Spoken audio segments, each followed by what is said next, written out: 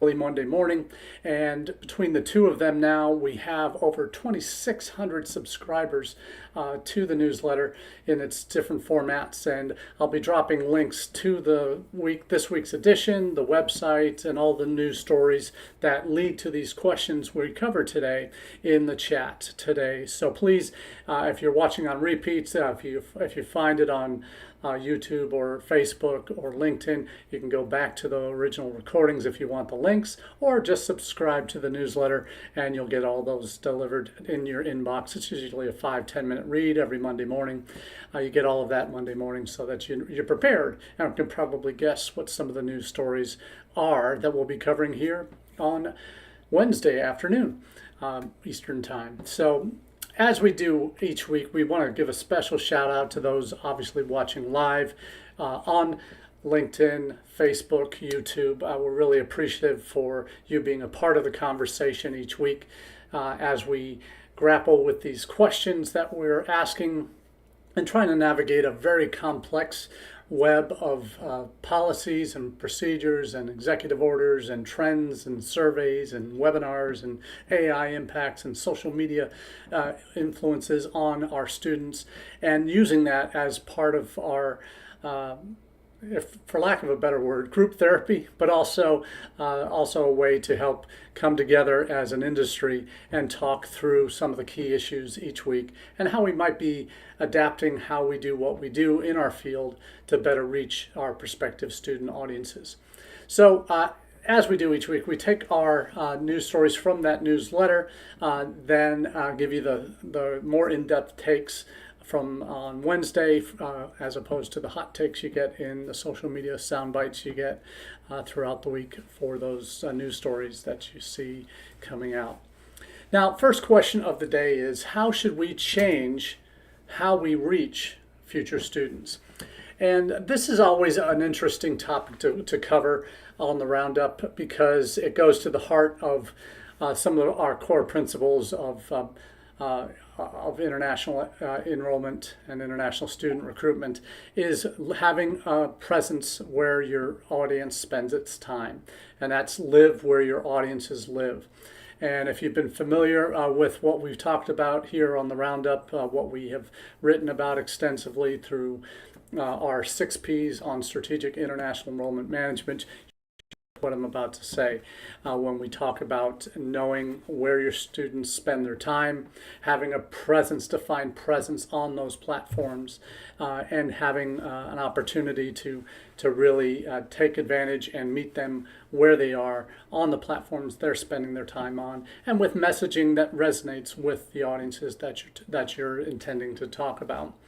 There are a couple of surveys that have come out recently that I'll share with you today.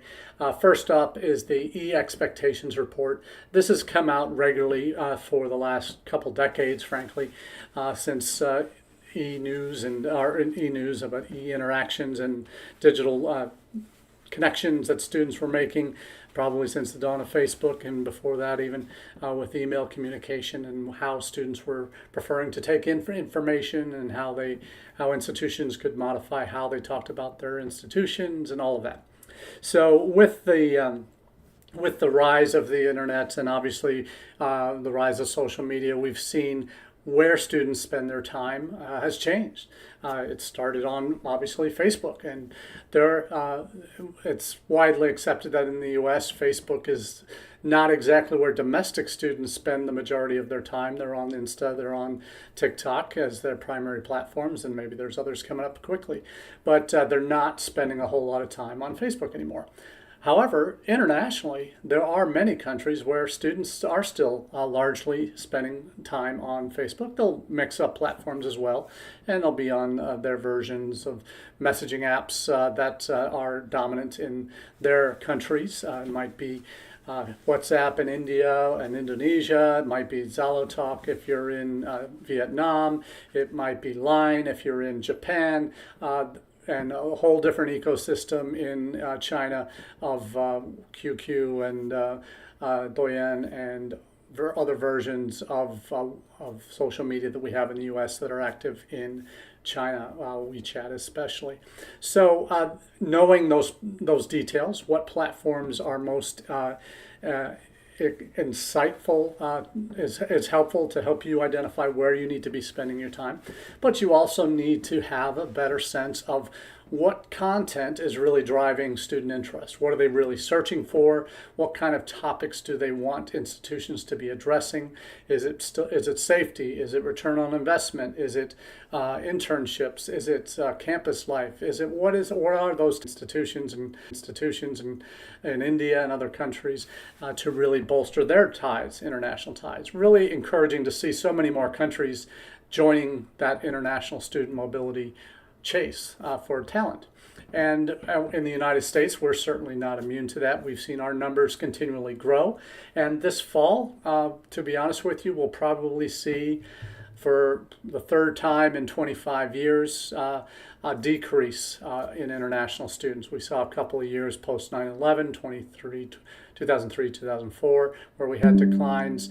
We've seen in recent years, we saw with the pandemic, we saw a decline in 2021, where there was a dip in the overall numbers because students weren't getting in, or for fall of 2020, obviously significant drops in new students. But overall, we've seen an upward trend in the number of international students coming to the United States, and we've seen our overall population in the last just 25 years grow from about 400,000 to 1.3 million. If you look at the SEVIS by the numbers data that captures end of 2024 numbers. So the numbers of students studying in the U.S. has continually grown. We've been fortunate. We have the most highly ranked institutions in whatever ranking systems you're looking at. In terms of global rankings, our institutions are always widely represented. We've got the greatest diversity of quality, location, climate, programs, campus life, all of the things and student body, in fact, where diversity of our campuses and our student bodies is a high priority of who we are and the experiences we want our students to have. And we're also the place best equipped to handle more international students with the purpose-built housing that we typically have on most university campuses, with the campus culture that we develop through our programming, through our residence hall systems, through the nature of undergraduate education in the United States that develops activities and organizations that students can join. So we have so much value to talk about as institutions in the United States, individually as campuses, that we sometimes without knowing it, we take the easy way because, well, let's say we've got certain core values as an institution that here's X, Y, and Z that we typically say in our publications that we feature on our website.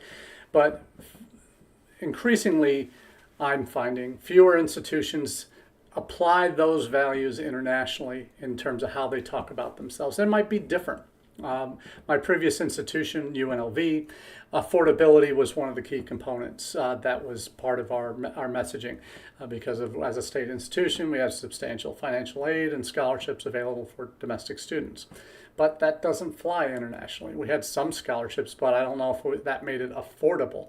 And what we had to do is talk about affordability in a different context for an international audience as opposed to a domestic one, because it would be false of us to claim that what we give international students is the same as what we give domestic students in terms of aid, and it clearly is not the case. And at every state institution in the country, that's not the case. Nobody gives as much aid to international students as they do domestic students from state institutions. And there will be private institutions, the Ivies, that will give that are need blind and will give their aid out based on to basically whatever a family needs that they don't have themselves, they can provide. Very few schools do that, but that's the difference. Yeah, for us in the United States, we have, again, a plethora of institutions, so many geographical locations, so many sizes, from small liberal arts colleges of 800 to 2,000 up to massive state institutions that have 50, 60,000 students on campus of many thousands of acres to city universities that are maybe 8 to 10,000 students, somewhere in the middle there. And the variety we have is just overwhelming in terms of what we can offer.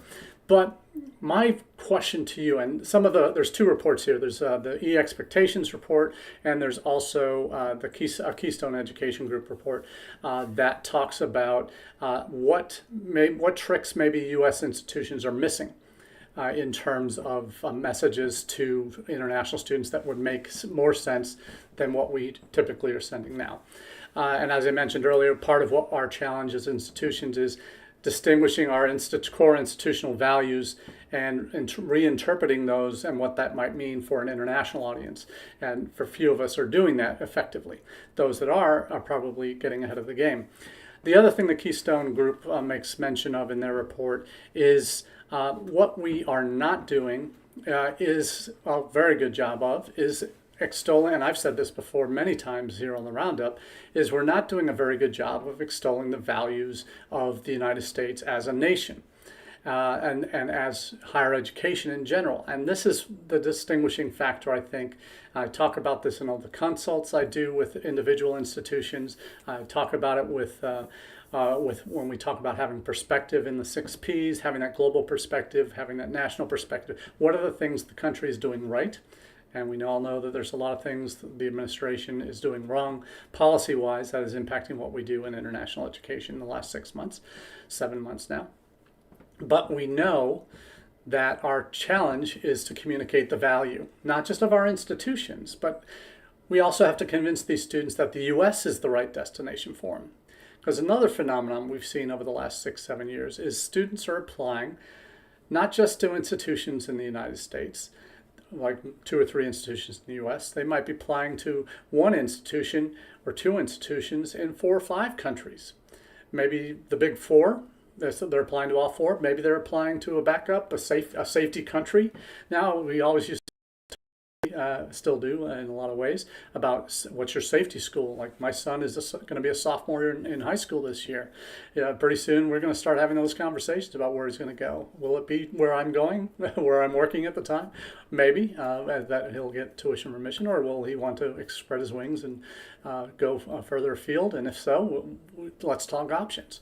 Having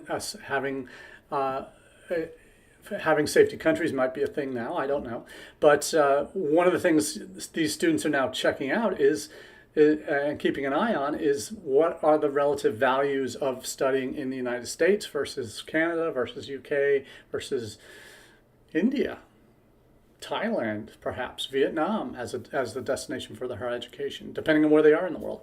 That might be on their radar. So how are we talking about the U.S.? Do we need to be talking about the U.S.? And the answer is obviously yes, as the values of the U.S. And there's, like I said, there's less positive news coming out of the government in terms of policy, but what we can hold on to are, once they're in the United States, the benefits that they have as an international student in terms of CPT, OPT, STEM OPT, and the opportunities to advance themselves in their careers, to develop themselves as people, to broaden their horizons in terms of their network, the skills that they will learn on our campuses in liberal arts environments that really help develop the whole person attitude with frankly, what I tell students, if all they do is come to our campus as undergraduates and get a perfect grade point average, but don't get involved in classes, don't participate in events, don't do internships or career opportunities that help develop their skill set for the job that they're going to be applying for, if they don't take advantage of those out of classroom experiences that really help shape who they are as a person, as a young adult, they've missed out on 90% of what the college experience is meant to be in the United States, not just getting good grades. It's preparing for that next step in your life and developing your networks and developing your skill sets that will help you no matter what you do in your chosen career path.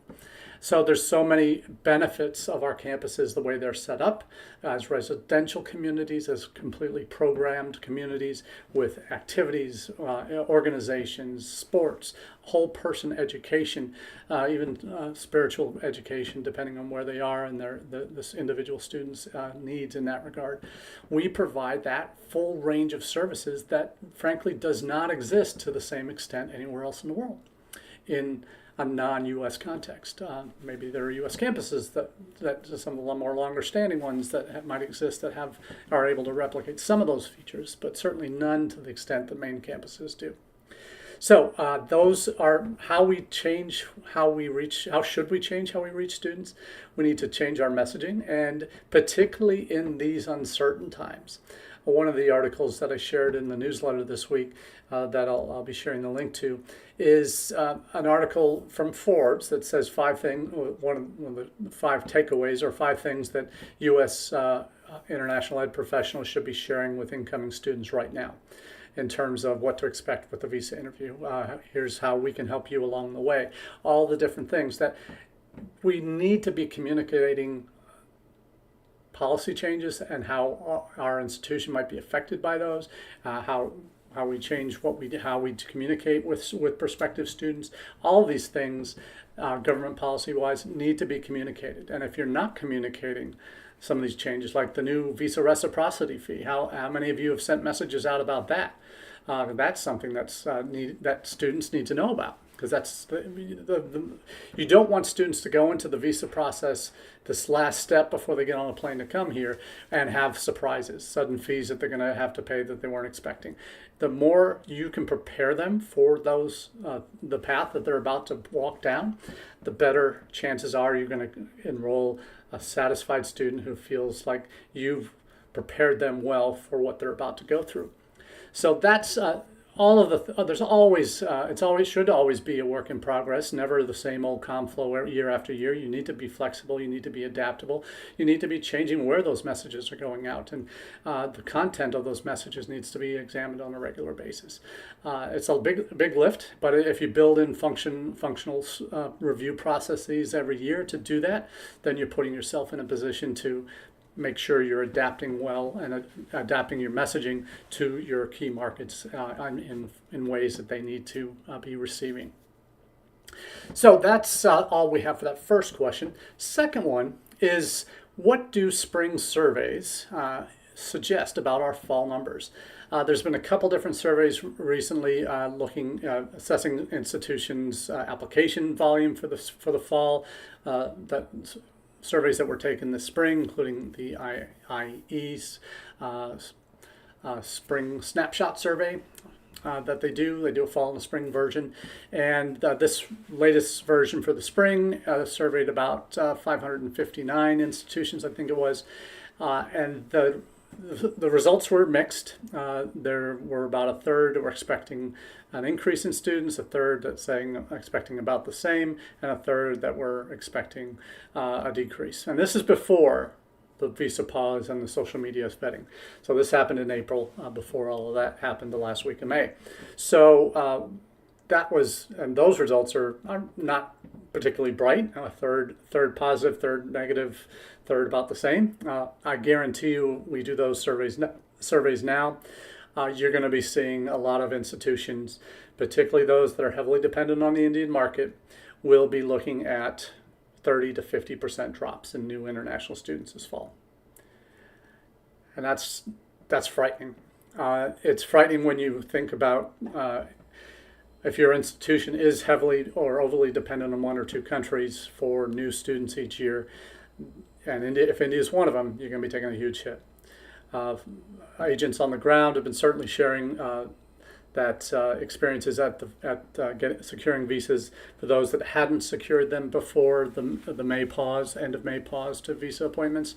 We're now 2 months past that, the 1 month deadline, and another further month, and we're still seeing drips and drabs of students even getting appointments. One student was only able to secure in India an appointment for January or February 5th. I mean, how embarrassing is that if you're the Indian U.S. embassies and consulates in India, if you're not able to offer students for this fall appointments in July, mid-July this was, can't get an appointment till February because of the changes that have been put in place. The month pause is the worst possible time of the year to have a pause for interviews, and the new social media vetting that now is and probably placing extra burdens on the visa officers and the consular officers doing those interviews. So how are we going to dig ourselves out of this hole? Other colleagues having conversation last week with Ben Waxman at Intet. Staffing at embassies is coming. Is going to continue to be an issue, and even more so because later this summer, early fall, we heard about the State Department layoffs domestically for their civil service and domestically based foreign service officers, having over 1,300 lose their jobs. Their colleagues who work as foreign service officers at posts around the world now, or soon to be, they're saying that they're expecting a similar purge. If it will be as significant, I don't know, on the foreign service ranks for those that are out in the field. So this will pose huge issues down the road. And I surmised this last week that this visa processing that we do in the United States is very labor intensive. It is by requiring the in-person visa interview, it adds extra layers of difficulty onto the process that students are very much limited by the capacity of each consulate and embassy in terms of their availability to do physical appointments. Is a move to virtual appointments coming that might free up more bandwidth to do these? And who does them? Maybe it can be done globally instead of just in country. Is it potentially doing what, frankly, the other big four countries do and just have a third-party company or agency do the processing, and there's no requirement for a visa in-person interview? That might be a cost savings. I don't know, in terms of the personnel, by reducing our foreign service personnel overseas that it will be at posts around the world. If we're reducing those numbers, if that's the next step in this administration's attempts to cost save and reduce bloat in the federal government, if that's the goal, one of the efficiencies they may look at is, well, do we really need to do in-person interviews when we are having all the security checks are being done remotely? That doesn't require somebody to be physically present for an interview. And maybe it's only those that have issues with their social media that we need to have them come in, and only when there's a problem do you invite someone in for that visa interview.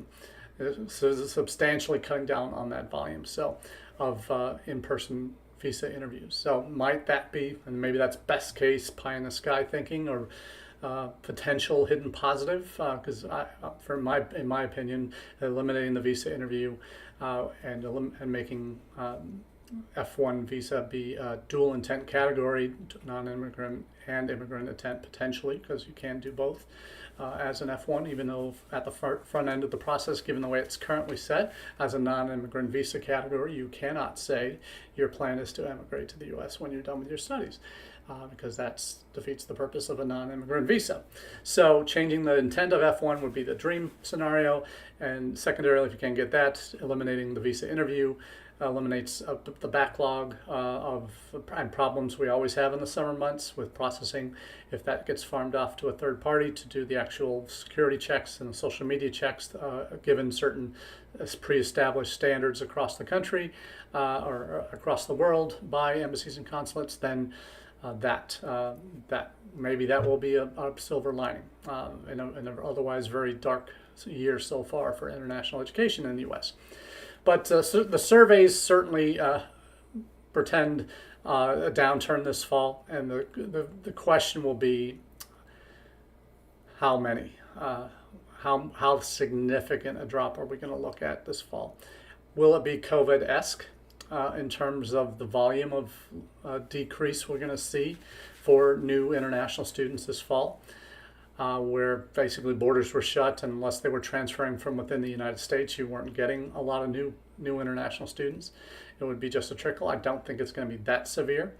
We've already gotten comparative numbers to last fall for Akron. We're gonna be down. I don't know the exact numbers, but we're like ahead slightly in master's degree grad students. We're down slightly in grad or PhD internationals. We're down slightly in undergrad right now. We're still a month to go before classes start, so we'll see where we end up. There's a lot can happen in a month, as we know, but the survey numbers from the spring certainly started our early warning bells for what I think we're all going to be experiencing later in the next month or two. Quite substantial drops in new international students, and that the light will certainly go on for a lot of campuses to be looking at other options, like I've been talking about what we're doing at Akron quite openly here. We're looking at transnational education options as a real way to not necessarily get headcount on campus initially. Some of these will take 2-3 years to develop, but the time would have been 2-3 years ago to start developing some of these, but I just got there.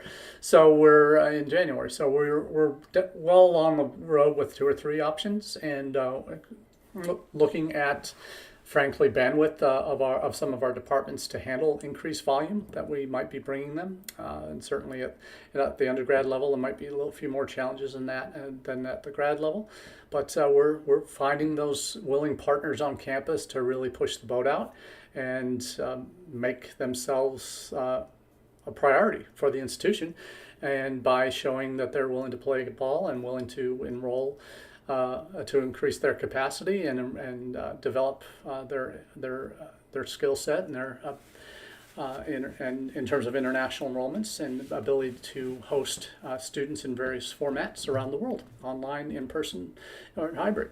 So outside the United States as well. So that's what we're looking at, and certainly the more flexible your campuses are, the better your chances of surviving this and preparing for a future that isn't as heavily dependent on just campus-based enrollments.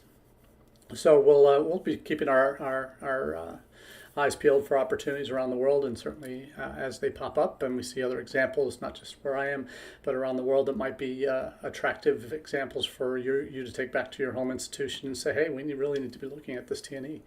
It's happening, and if we're not on the train, it's going to leave the station without us, and we won't be the first. In certain markets, we'll be 10th or 11th, and that comes at a price. So let's switch gears for the last few minutes to talk about visa fees. This is prompted by a couple stories this week. Past week, we all learned that we have, in the United States, we now have a visa integrity fee that was rolled up in the big, beautiful bill that was passed by Congress. And that adds an extra $250 onto the fees that students pay. The details are sparse in terms of what that is, who collects it, when it's collected, but it's collected before students, before any visa applicant, not just students, before they go for their visa interviews. They pay that usually, and it sounds like the way it was framed in the language, that it to be a DHS fee taken along or in line with the I-901 fee, the SEVIS fee that they have to pay, international students have to pay.